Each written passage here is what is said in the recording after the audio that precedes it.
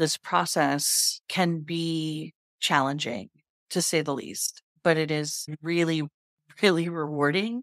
And you're never going to be perfect. So don't try to strive for perfection. When they say perfection is the enemy of good enough, and which is like your B minus thinking. You can half-ass your way to your goal. Yeah, absolutely. Yeah. And I think the other thing too is don't be afraid to think differently about your goal, because that was something that I did. Don't be afraid to look at it and say, screw the numbers on the scale. I want to only focus on getting stronger. Welcome to Total Health in Midlife, the podcast for women embracing the pivotal transformation from the daily grind to the dawn of a new chapter. I'm Elizabeth, your host and fellow traveler on this journey. As a life and health coach, I am intimately familiar with the changes and challenges we face during this stage. Shifting careers, changing relationships, our new bodies, and redefined goals and needs as we start to look to the future and ask, what do I want? In this podcast, we'll explore physical, mental, and emotional wellness, offering insights and strategies to achieve optimal health through these transformative years. Yes, it's totally possible. Join me in this amazing journey of body, mind, and spirit, where we're not just improving our health, but transforming our entire lives. Hey everyone, welcome back to the Total Health in Midlife podcast. I am Elizabeth Sherman, your host, and today we are diving into amazing stories of resilience, self-acceptance, and a fresh perspective on health. In today's episode, I have two inspiring, amazing women who've made incredible strides in their personal health journeys. Let me introduce you to Lisa and Stephanie, two women who turned their struggles into strengths and went on a transformational journey towards self-discovery and wellness. Lisa and Stephanie are not just guests. They are examples of what is possible for you, sharing their real-life experiences and hard-earned insight on their journey towards a healthier lifestyle. Through their real-life and raw accounts, we will look at health and fitness from a fresh angle, shifting away from traditional gym ambiance and shedding light on the significance of enjoyable exercise. In today's episode, you'll learn about the power of resilience and self-acceptance in transforming one's relationship with food and exercise. You'll also hear about the importance of intuitive eating and how connecting the mind to food choices can help overcome emotional eating, and how the right support and camaraderie can inspire a sustainable change in health and fitness journeys. Join us as we dive into this motivating story of transformation, healthier eating, and lifestyle changes. This isn't just a tale. It's an inspiration to all of us navigating our individual paths to health and fitness. Are you ready to be inspired? Are you ready to embrace change? Let's get started. All right, everyone, welcome Lisa and Stephanie to the show. So let's start with Lisa. Lisa, tell everyone who you are, what you do, how you came to meet me. That's a good question, right? It is. Let's start there. Yeah, so I'm Lisa. I am currently double nickels in age, so I'm super stoked about that. And I will forever, ever be double nickels. I've decided next year I'll be double nickels plus one and then double nickels plus two. Anyways, I know Elizabeth from high school, and we found one another on Facebook, I believe. And after high school, obviously, since we're old enough that when we left high school, we didn't have Facebook or a thing called the internet or cell phones. Thank God for that, right? We may have had a pager, but then that usually meant that we were dealing drugs. So anyways, we've known each other for quite a while, but I started following Elizabeth on Facebook at some point in 2010, 11, 12, somewhere in that range. I kind of always thought that what she was posting was interesting about diet and exercise and health. And I have forever had struggles with my weight and my self-image and my body dysmorphia. Basically, I was at the end of a 12-week program that focused on learning to eat more intuitively and follow what your body is telling you and learning to listen to what your body is telling you. And at the end of 12 weeks, I thought, this is really, really great, but I still had a long way to go. And it was only a 12-week program. And then I happened to find a post for the Feel Good Sisterhood and looked into it, and it kind of fit with what I had been doing. So that was how I ended up coming to the Feel Good Sisterhood. And my goal in it was kind of to learn and continue my journey of almost like relearning and reestablishing or bettering my relationship with food and diet and my own mental image of what things are supposed to be. So I think that sums it up pretty well. Oh, Right. and let's see. So yeah, who I am. I'm a lawyer. I am a hockey player. I lift weights. I'm a mother, and I have a cat right now, and he's been with us a long time. So at some point after he passes, he's 15, I will probably get both another cat and dog because I love animals. But you're also a mother to a child, like a human. Oh, yeah. No, I have a human Yeah. child too. She's 19 though, and sometimes it's easy to forget about her because she's kind of on her way out of the house. Yeah. Awesome.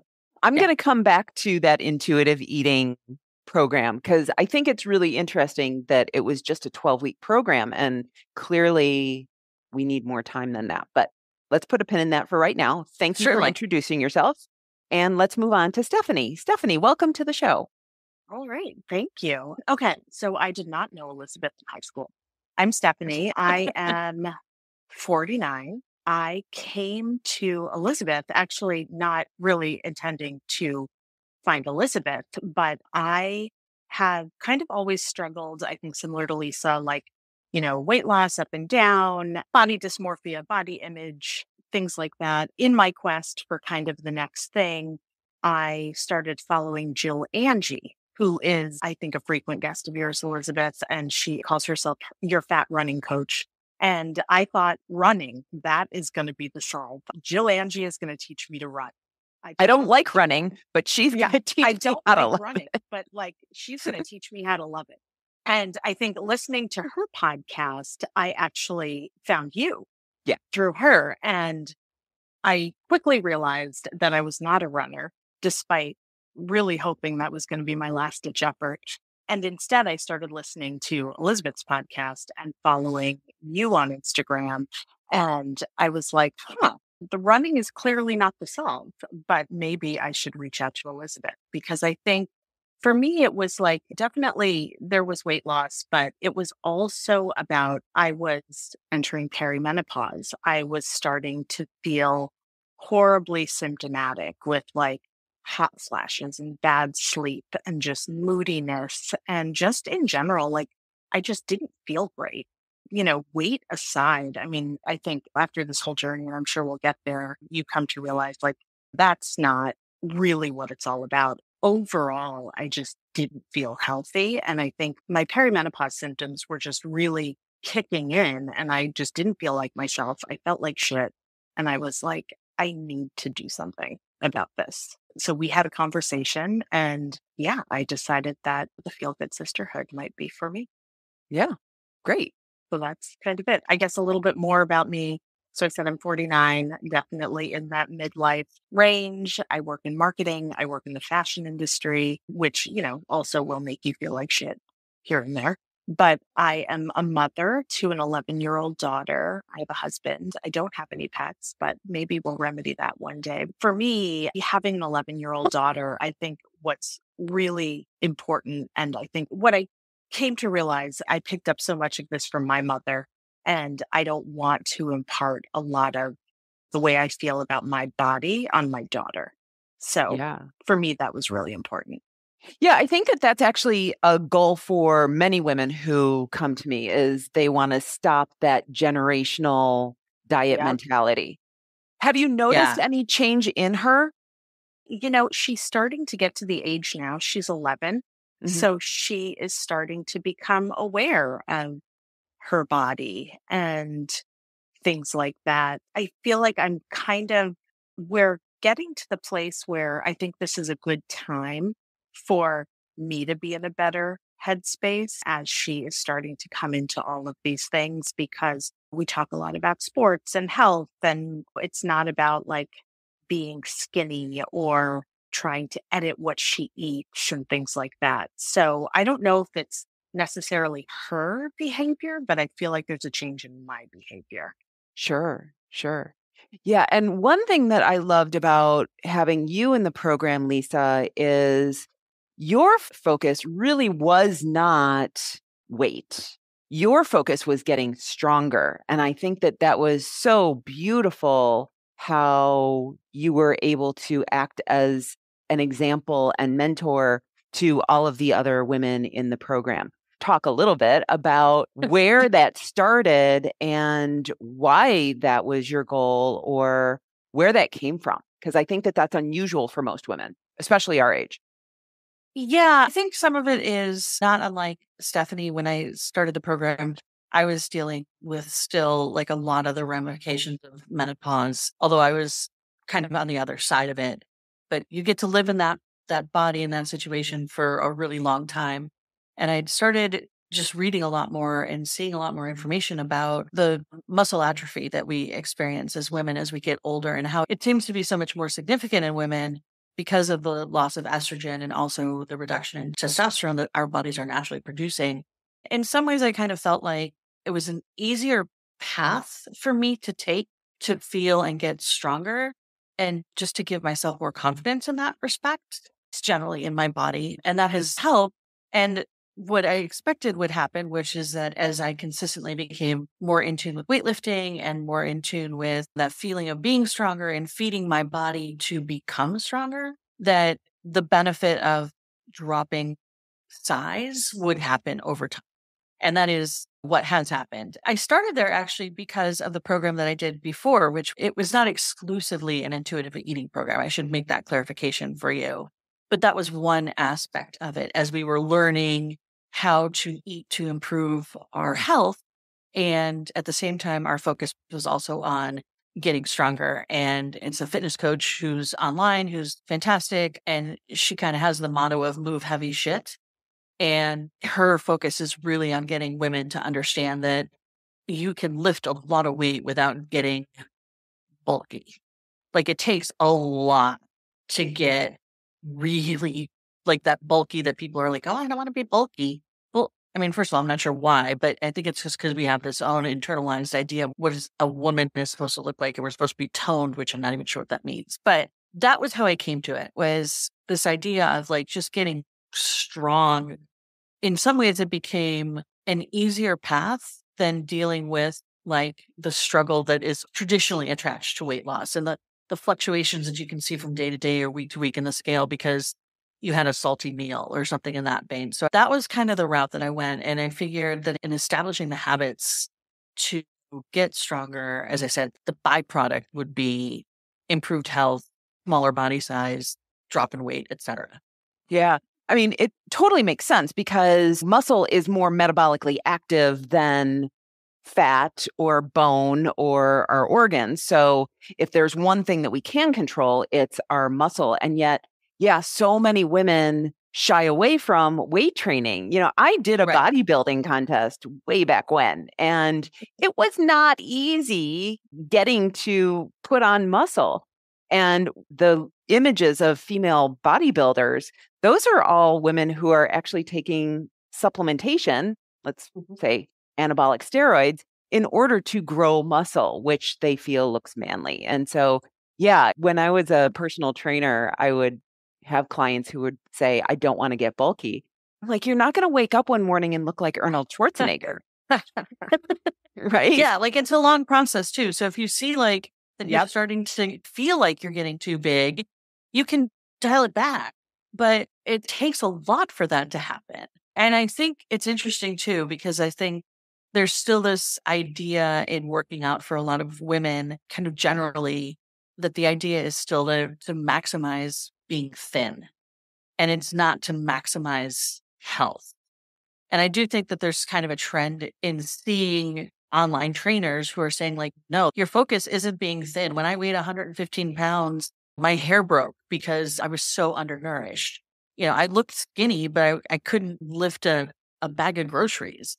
And now you're seeing them, they're like, no, I weigh 155 now and I'm totally content in it.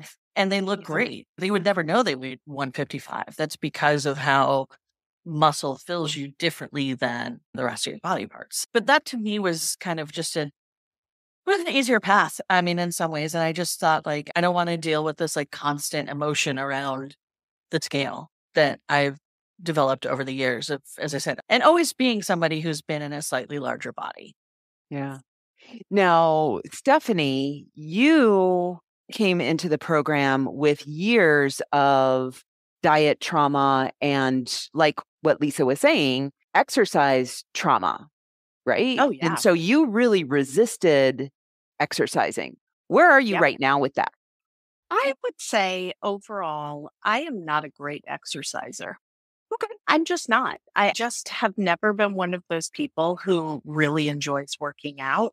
But I feel like I'm trying to think about it differently because I feel like I am trying to be more active and not necessarily like hitting the gym. My husband is a gym guy. He goes to the gym and he runs on the treadmill and he does all of those things and lifts weights. And it's like, that's just never really been my thing.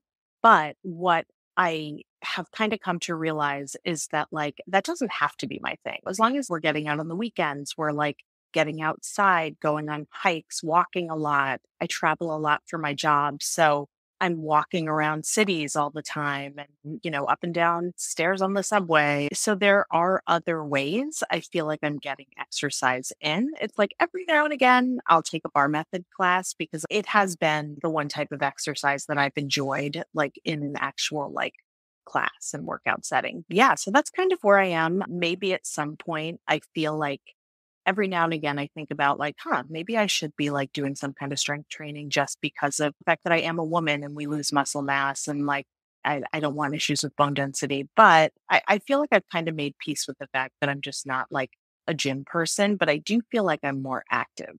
This whole year that I spent with the Feel Good Sisterhood, oddly, I came in with the goal of losing weight. Throughout the journey, I realized that wasn't the most important thing, but I actually did lose weight. So I am just lighter now. So it's easier for me to move around. It's easier for me to do those things. It's easier for me to go for a hike and do all of those things with my daughter and my family that before I think kind of held me back a little bit. So that's kind of where I am. Yeah. So as far as bone density goes and osteoporosis, as long as you're doing weight-bearing exercises, and walking is actually one of the best ways to do that, because what happens is when you're strength training, your bone is having little microscopic tears in them, and bone fixes itself with more bone. It's kind of like putting more plaster on there. And so you're strengthening your bones by doing walking, stairs, all of that great stuff. So yeah, you're getting it. And then, like if you get into gardening, for example, you're slinging 20-pound bags of dirt around or rocks and things like that. So that type of stuff can actually work towards your favor as well. Yep. Mm-hmm. Yeah, I think the other thing too that's really important is remembering. I mean, I think I remember during one of our meetings online, Stephanie, where you were like, I'm not really big into hiking. And then you were like, but I got back from, you'd visited New York or something, and you got back and you're like, oh my, I'm walking like 20,000 steps a day. Like, I really like walking. And you kind of had this epiphany of like, oh, that is what I like to do. And so like, that's the whole thing too. And like, I think people are really kind of, I don't know, again, I'm not quite sure what the motivation is behind it, but all of a sudden walking seems to be kind of the hot fitness trend. And people are having like a real awakening about just how beneficial just walking is. Just are in on a treadmill if you don't have time to get outside because you're working or whatever. But the benefits of just walking for 30 minutes a day are like, it's so incredible. And so it is funny. And the other thing too is Elizabeth is right. Like your movement doesn't have to look like a gym movement to be effective in terms of building strength. Gardening is a great tool. Like in-depth, deep house cleaning is a great tool if you're just moving things, right? Yeah, exactly. I think for me, it's just being able to kind of get out and move my body through space is, I think, has been helpful. And oddly, I do feel stronger. Yeah. Well, I remember when I was a personal trainer, I just thought it was so ridiculous when I realized that purpose of like hand weights and weights that we lift in the gym, like its only purpose is to be heavy. Yeah. Like that's really funny. I never thought of it like that. Just a heavy object. Exactly. Yeah. There's a guy that I follow on Instagram and that he lives in the rolling hills in like Charlotte, North Carolina or something. And his backyard is his outdoor play space gym.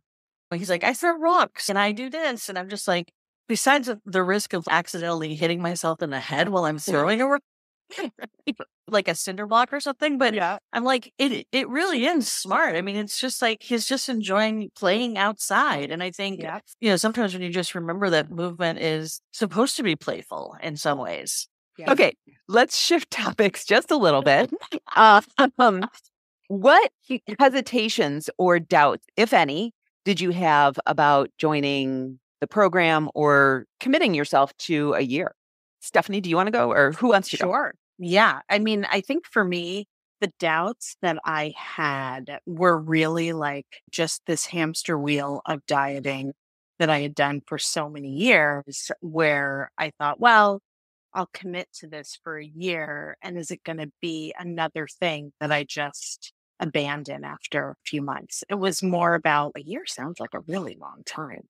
And is it going to be something that I actually stick with? I think that was my hesitation. Like, do I want to sign up for something that's a year long when in the past, maybe I've been able to stick to something for a few months here and there? I think for me, that was probably my hesitation. Yeah. Okay. And so answer that question for the past version of yourself.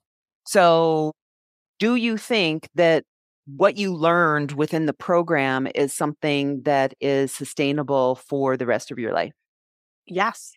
Yeah, absolutely. I went into it with very different, I think, expectations.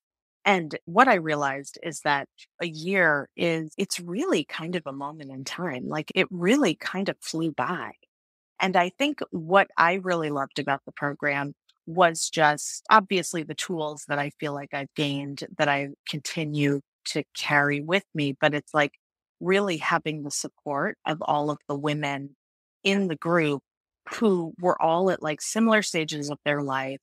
We all had our own shit, but a lot of similarities between what we were going, stages in our lives. I feel like it really made the time pass. And something about it just, I feel like really made it stick.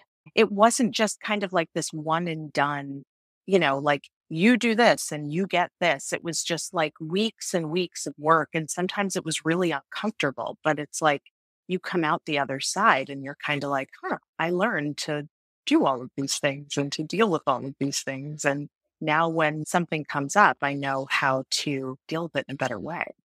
Yeah. Okay. So I'm going to come back to you in just a second, but let's get Lisa's take on the question first. So were there any hesitations or doubts that you had before joining the program? Yeah. I mean, I think my hesitation was just in committing, I think similar to Stephanie, committing to the time, committing that amount of money, quite frankly, without kind of any guarantee, and realizing that a lot of it was going to fall to me in terms of like being responsible for the work and everything. But I think, and I did go in kind of with the expectation, perhaps wrongly, that it was like going to be kind of this weight loss focused program, and quickly learned that it really wasn't, and that it really did kind of absolutely dovetail with the work that I'd been doing in the few months before. So looking back, I feel like I gained just so much more knowledge, and I'm so much more aware of triggers for me when I'm like, I'm eating because I'm bored, and maybe I should go do something else instead of not eating because I'm bored, or just recognizing I'm eating because I'm bored and I'm okay with it. It's funny though, the biggest shift for me has been that the amount of sugar I eat on a regular basis is drastically reduced. I mean, just absolutely drastically reduced. And I think some of that has centered around kind of refocusing and consuming a lot of protein.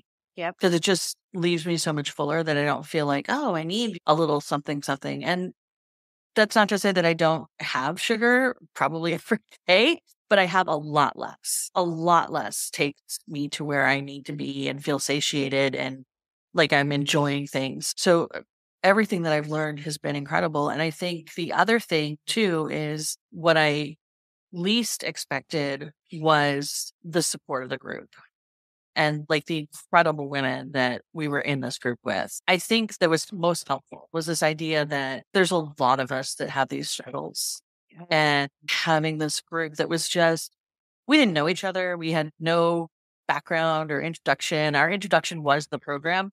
And seeing how we developed these friendships and these relationships and the support network was really incredible. And I think really made it successful in ways that I didn't anticipate.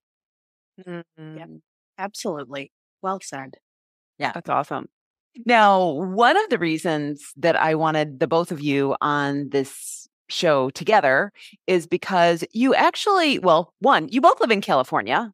Not that means anything, but you both went through similar challenges. So you both changed jobs. You both moved within the year that we were in the program together, which are both really significant and stressful events, which Stephanie, will talk to you first because you were like, oh my God, I haven't been emotionally eating. And I think that the same was true for you, Lisa. So yeah, start us off, Stephanie. Talk about those two events in your life and how the program supported you. Yeah, I joined the program, I guess it was last August. I think I joined like shortly after you, Lisa. And I ended up changing jobs in, I think it was May. I had been talking about leaving my job, definitely a lot of ups and downs in the beginning. I feel like in the beginning, there was just a lot of hard work. You're really putting in like the work of the work. And I had kind of gotten to this place, I think, after the new year where it's like, I felt like I was feeling better. I was really making changes. I was doing things differently.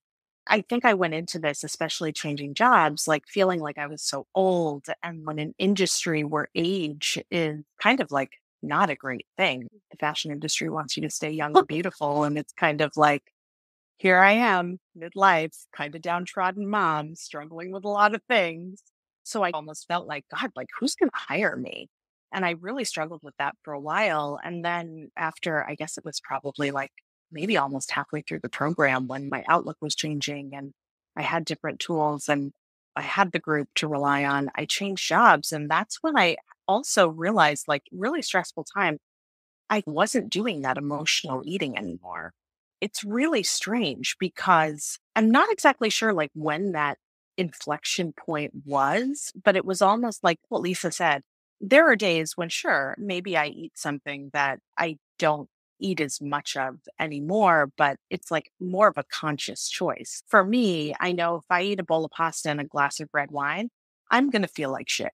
My menopause symptoms are going to flare up. I'm going to feel sluggish. I'm going to feel bloated. I'm not going to feel great.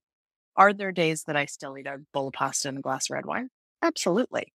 But I don't do it every day. And I go into it knowing I'm going to do this and I'm probably going to feel like shit. And that's okay.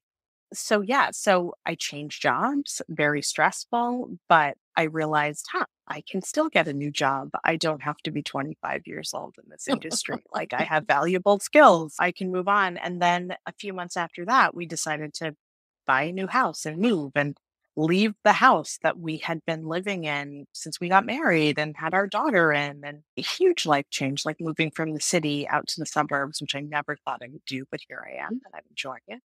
But yeah, and it was like super stressful because we're like trying to sell our house. The real estate market's changing, interest rates are going up, and we're like, holy shit, maybe we won't sell our house for as much as we thought we would. But again, I wasn't relying on that crutch of just like, well, I'm going to eat a bag of potato chips and it's going to make me feel better because it absolutely never made me feel better. Yeah. Right. Yeah. And it's just like using different tools to deal with the way that you're feeling other than just sitting down and just gorging yourself on whatever it is that is your comfort food. So good. Okay. Thank you. All right. Lisa, tell us your story. It's funny. A few years ago, during the pandemic, I think a lot of us at the beginning were all of a sudden all home. We can't go anywhere. And we were baking. We were eating shit, like whatever we could do. Sourdough. We're doing breads. We're doing like whatever we were like. Were you even in the pandemic if you didn't make bread? Exactly. Yeah, exactly. Something like that. I guess unless, well, no, I mean, even gluten-free people were making bread by the day, right? At that point, I had actually been going into it in good shape. I had like a good eating plan, and the pandemic just threw all of that out of whack. My hockey was gone and everything. And like everybody, I gained the COVID-19.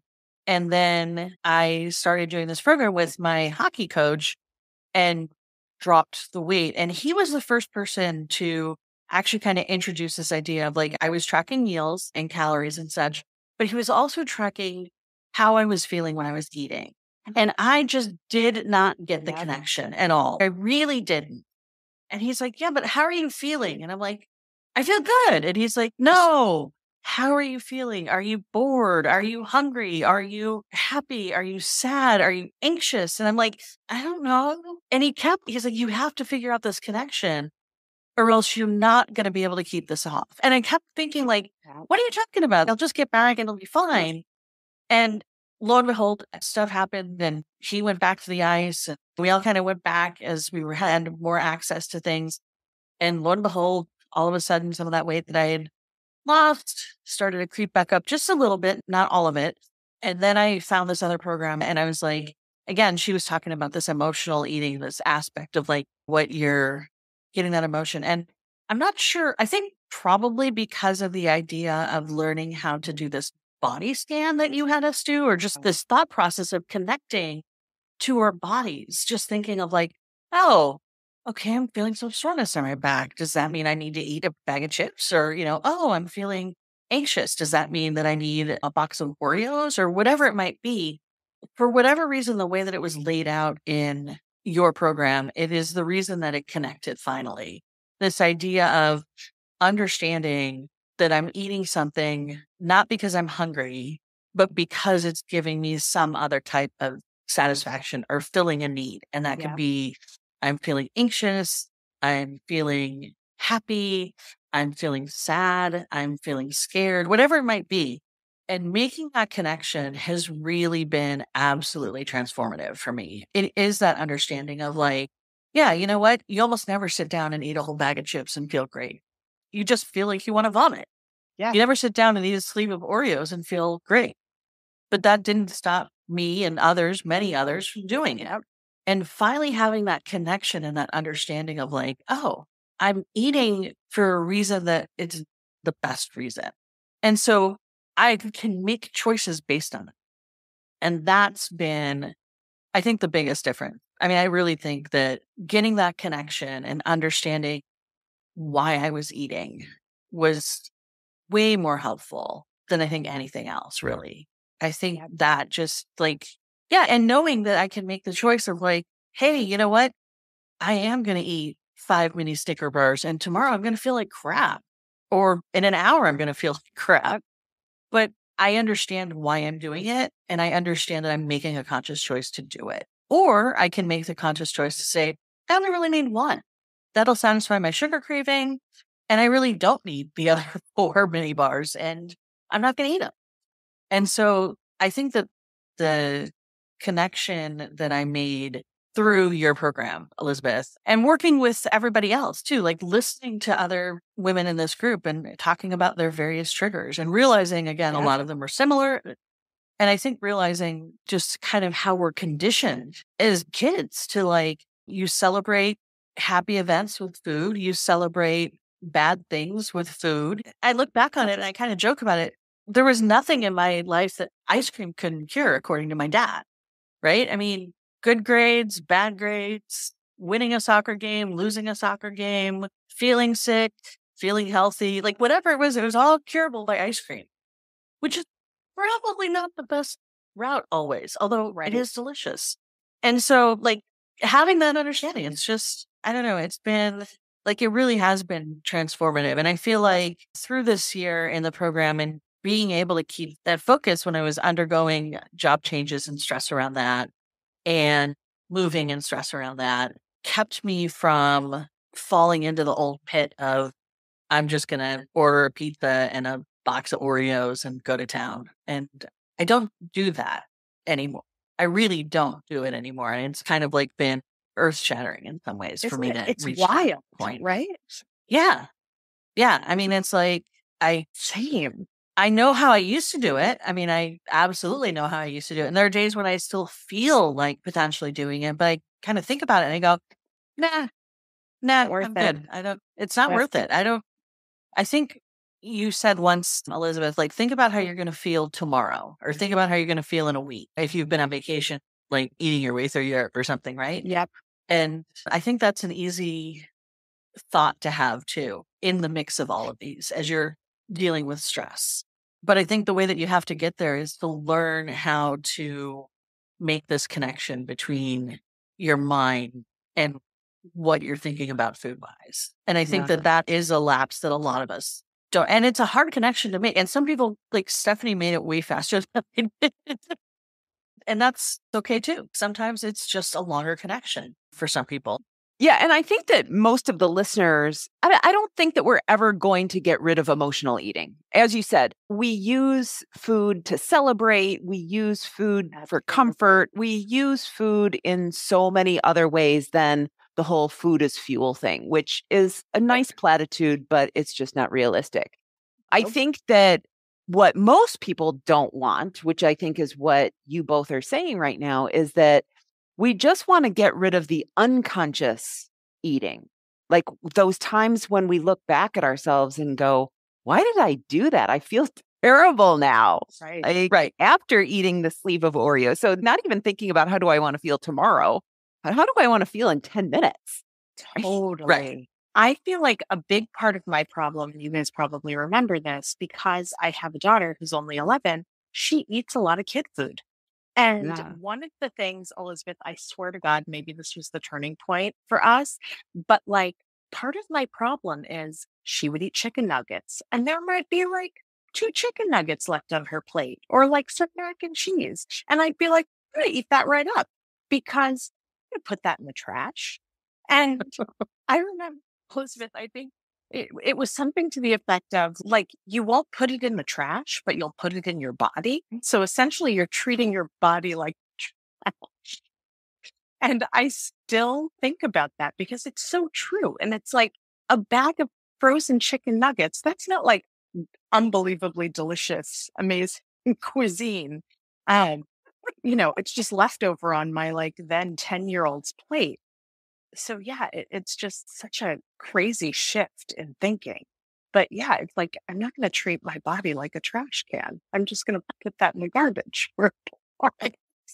Yeah, that's a really hard thing I don't love that saying, but it is very true. It resonates.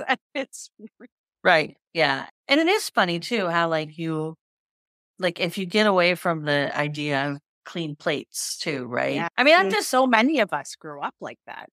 Right. I think it's funny. I just started using much smaller plates as my primary, instead of like a full dinner plate, I use a much smaller plate. And that way, if I clean it, there's just not as much room for that much food. Right. And then my MO is always now like half the plate is vegetables. Mm-hmm. And then protein is another piece, and some type of delicious carb, because I would never tell anyone not to eat carbs unless they have actual like issues with like celiac or allergies, or they just don't like them or something.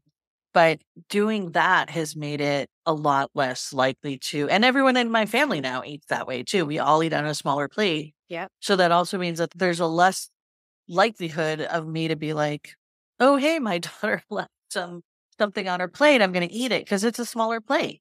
So thinking about where you are today versus where you started, how has this journey impacted the rest of your life? So we're not talking about eating, we're not talking about exercise, but like, what are all the other ripple effects or side benefits that you've gotten from where you are today versus where you were before?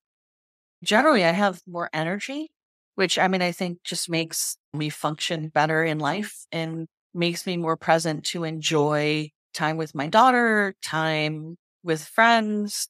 It makes me more efficient at my work.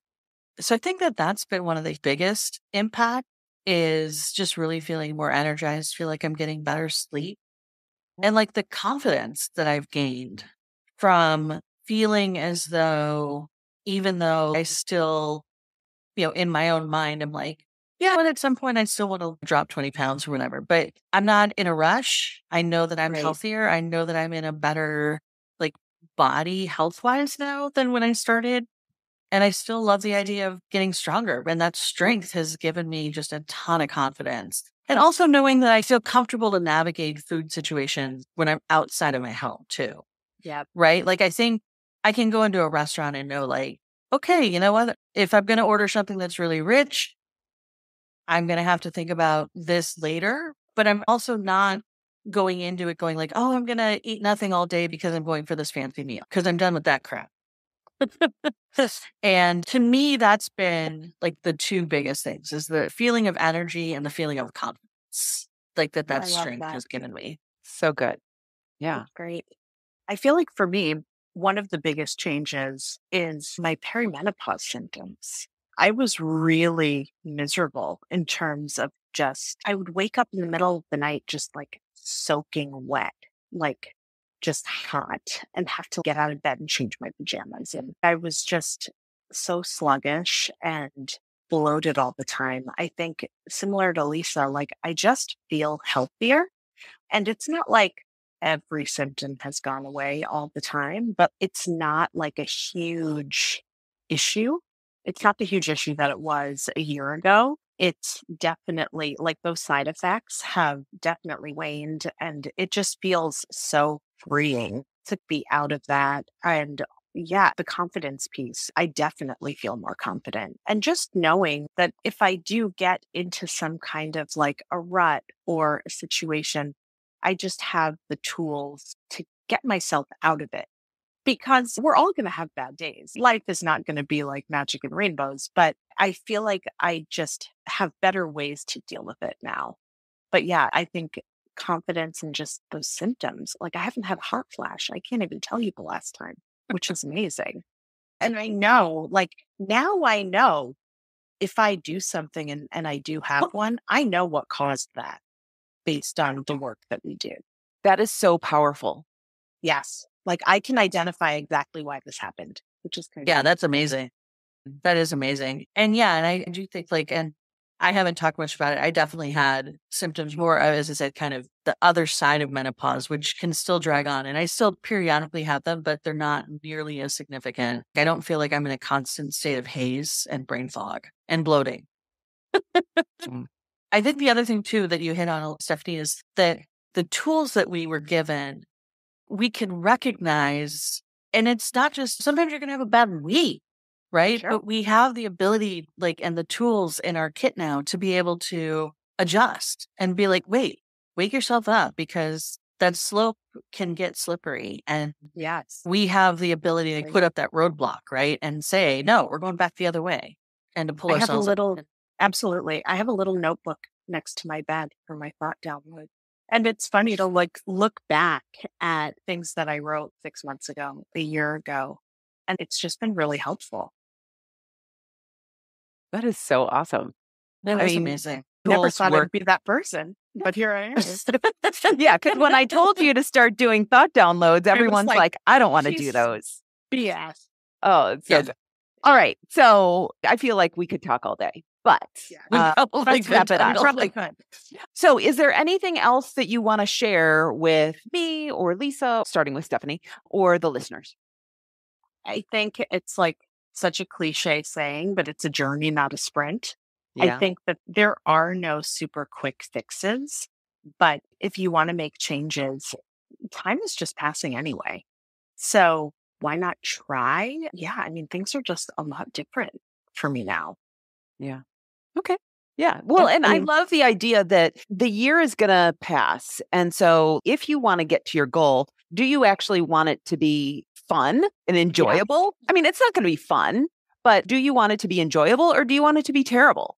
Because you can choose your path. Yep. Absolutely. Awesome. Thank you.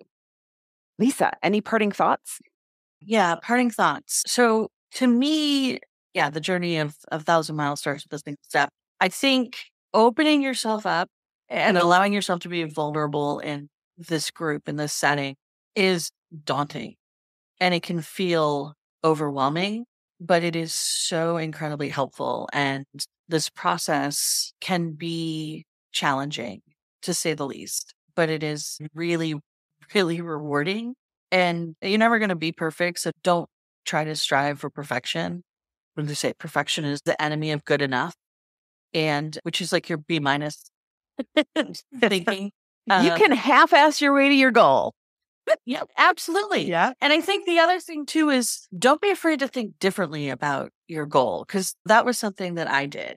Don't be afraid to look at it and say, screw the numbers on the scale. I want to only focus on getting stronger. Or screw the numbers on the scale. I want to focus on being able to run a 10K in 50 minutes, or whatever the goal ends up being, or whatever your focus ends up being, will still ultimately provide you with the basis that you need if you're doing the work. So if you're doing the work, you can figure out, and you decide you want to try and get really strong and start, deadlifting 300 pounds. Great. That's absolutely incredible. And to get there, you've got to understand why you're eating. You've got to eat your protein. You've got to eat your vegetables. You've got to get your water in. Like, all of it will come together. It will just look different. And there's nothing wrong with doing it differently. Yeah. Oh, both of you are such an inspiration. Like, seriously, I love this. All right. Well, thank you for being here. I really appreciate it. Sharing your experience, your thoughts, and everything with not only me, but all of the listeners. So thank you. You're welcome. Thank you. Wow, what an incredible episode. Lisa and Stephanie, I want to thank you for opening up, being vulnerable, and sharing your stories of resilience, self-acceptance, and the journey towards better health. I am so inspired by both of you, and I know our listeners are too. Now, for those of you who are listening, we covered a lot in this episode, from struggles with body image and weight to finding strength in a fitness journey that breaks away from the traditional gym experience. We heard firsthand accounts of what it's like to commit to a year-long program and the incredible transformation that followed. We learned about emotional eating, the impact it has on our relationship with food, and how Lisa and Stephanie overcame those challenges. We celebrated the success of their journey, the lifestyle changes they made, and the healthier choices they embraced, and the overall improvement in their well-being. Their stories are a powerful reminder of the importance of self-discovery, flexibility, and compassion towards ourselves in our health and fitness journey.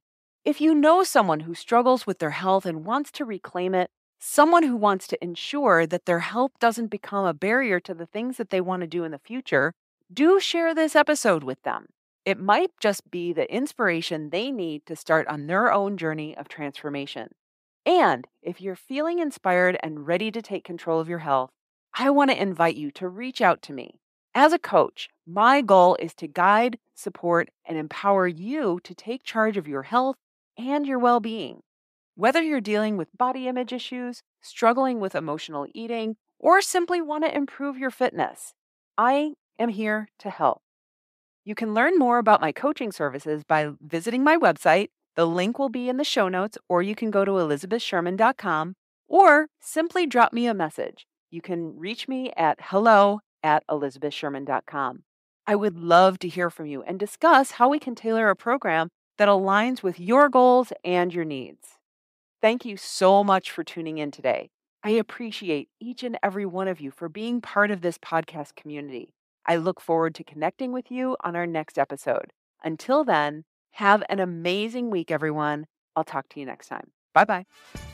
Thank you for tuning in to today's episode. Now, if what we talked about today resonates with you and you're ready to take your health journey further, I want to invite you to schedule a one-on-one call with me. It's an opportunity for us to dive deep into your health goals, explore your unique challenges, and discuss what you've tried before. To book your slot, simply click the link in the show notes or go to elizabethsherman.com/call. Once you do, you'll answer a few thought-provoking questions to get us started. Then all you need to do is show up and we'll take it from there. Let's make your health journey a priority together. See you on the call.